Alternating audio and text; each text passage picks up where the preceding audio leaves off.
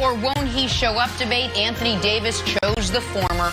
Showed up in a big way, 34 points, 11 rebounds for the Lakers, and yet the Suns hung around.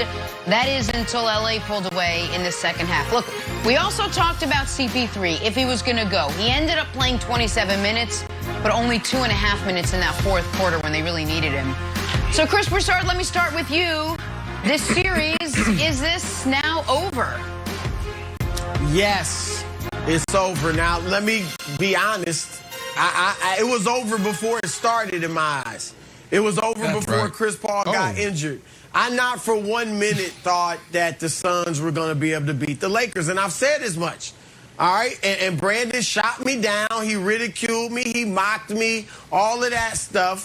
But I told him his Suns did not have a chance in this series. The Suns this is great for them because DeAndre Ayton is coming of age. Devin Booker's getting his first taste of the playoffs. So this is going to bode well for them in the future. But this series is over. And the reason it's over is because the Lakers beat the Suns in a way like that you can't just write off. They didn't edge them. They didn't get a big shot at the end. They didn't get hot from three, which anybody in the league can do, so the Suns can brush that off. They beat the Suns in a way that the Suns and really hardly anybody else in the league can counter. They use their size. They overwhelm them with their size. I've been saying it forever that if you're going to go big and play Andre Drummond and Anthony Davis and LeBron James on the front line together, then play big. Don't just go big, but then drive and kick and shoot threes all the time and be finesse like all the other teams in the league. Use your size to your advantage, and they did it last night. 58 points in the paint. That's 14 more than they had in either of the first two games. Heck, in the first game, they were outscored in the paint by the smaller Phoenix Suns. But last night, the third quarter, when the Lakers really took over, they scored all 13 of their field goals in the third quarter in the paint. Only other points outside of the paint were at the free throw line. I mean, that's when you demoralize a team. When you just pound them in a way that what can they do? They're not as big as you. They're not as strong as you. And that's why in Phoenix's mind, they just got bullied, and everybody should see now that this thing is over. Chris, you're tripping. For real. You take CP3 off of that team, you have nothing. I know he played, in the first game, went down in the second quarter. That's when they lost this series. 23 minutes, 6 points. Come on, that's not a performance that you would expect from CP3. Obviously, he's hurting like everyone knows. Last game, 27 minutes, 7 points. Come on, man. Let's not act like CP3 hasn't been, top 5 clutch players the last 3 years. This is statistically proven. Look it up. Google it if you want to. This series was their series to lose, and they lost it with 9 minutes to go in the second quarter in the first game. If CP3 was there, it would be totally different. Now, you are right about the defensive side. That's one thing they could control. Watching that game, that was one thing that jumped out. Too many easy buckets in the paint. Too many breakdowns on the defensive side. Wide open. How do you do that? You saw Crowder, LeBron James playing with them. This is fundamentals. You give up the baseline, and then you see Ayton on other plays where you see LeBron James driving to the paint and barely contesting his shot. Like, what are you doing, bro? You're not in foul trouble. So please miss me with that, Chris, as far as the series was over before it started. Now, they look good last night. They look good the last 2 nights. The question, Wilds, is AD. Can AD be consistent? Now, this is back-to-back games with 30-plus points. And another telling stat right here, because we talked about this a couple months or a month ago, was, look, he's having a terrible year. How did you know that? How do you go from averaging 80% from the free throw line to 60? I said, look, you're a shooter. You never lose that touch. I can go in the YMCA today and drop 70% because I was a 70% free throw shooter growing up. right? You got to, oh, no, Brandon, you can't do that. And what ended up happening?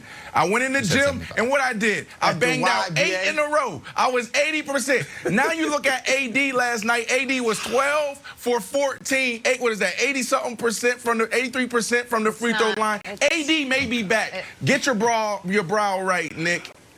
Oh, okay. All right. There's so many things to sort of unpack here. I'll try to make it fast.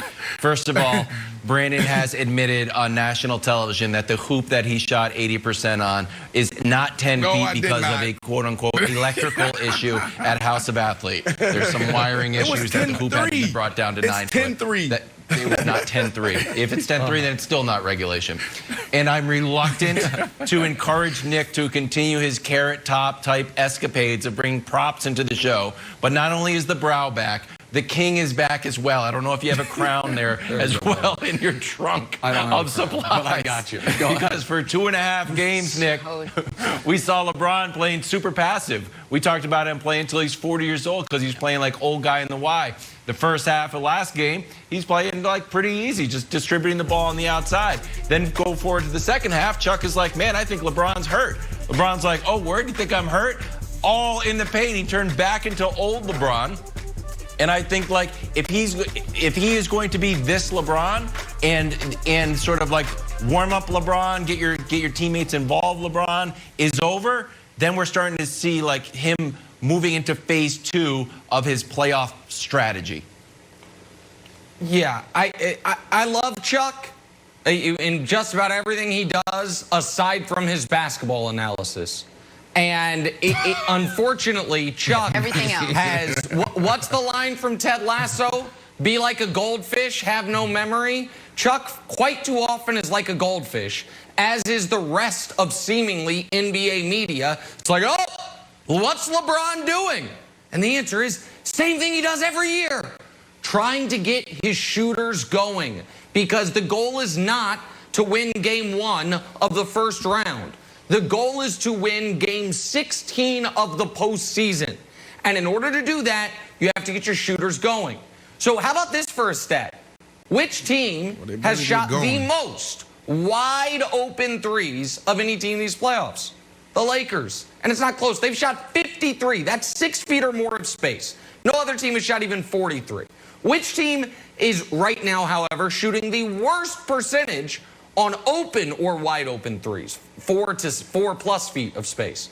The Lakers. LeBron knows to win the title, we are going to have to hit shots. So just like last year, folks were like, why is he passing to Danny Green so much? Drive to the basket, LeBron. It's because they're going to need him to win the title.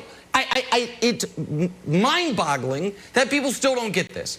Now, Brandon, I have a very quick question for you. When did you say this series ended?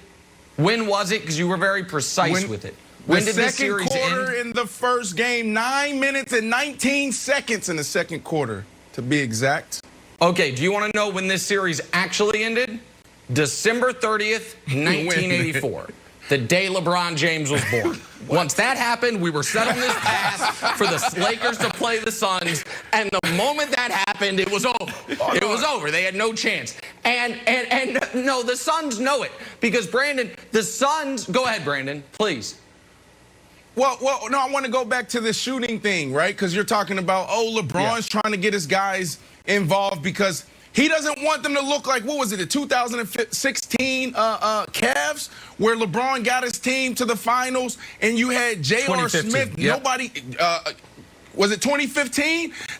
He's trying to do that, but it could end up that way too. Trying to get his shooters involved, and they just never get it going. Because they was 7 for 28 last night, 25%. Yeah. That Cavs team in 2015, if J.R. Smith would hit one shot, they win against the Warriors. He couldn't hit one shot. And who else did you have? I mean, Shumpert, defensive guy. But come on, man. Yeah, this team right here, they need to get going, because if they don't, they're not going to even make it to the finals. Listen, they do have to get going. There's no question about it, but I think they will, particularly in the next round when they're playing either the Nuggets or the Blazers, who are not the defensive team the Suns are. And the Suns know it too, because the Suns have gotten to the place in the series against LeBron where you start saying irrational things. So we saw this years ago when LeBron was with the Heat and Danny Ainge was like talking about the officiating being so pro-LeBron, and Pat Riley sent that great press release saying Danny Ainge needs to shut the bleep up. We saw it in 2016 when the unanimous MVP's wife accused the league of being rigged for ratings or money because LeBron was driving her crazy. Okay. And last night you saw Chris Paul at the podium calling it a worldwide conspiracy, making Scott Foster the official because that's what's costing the Suns. Like, this is what happens when you get in a series against LeBron and you realize we can't beat him. You start going to the metaphysical realm, the conspiracy realm. You're like, it's all against us. It's like, no, this guy's just too good for you. No.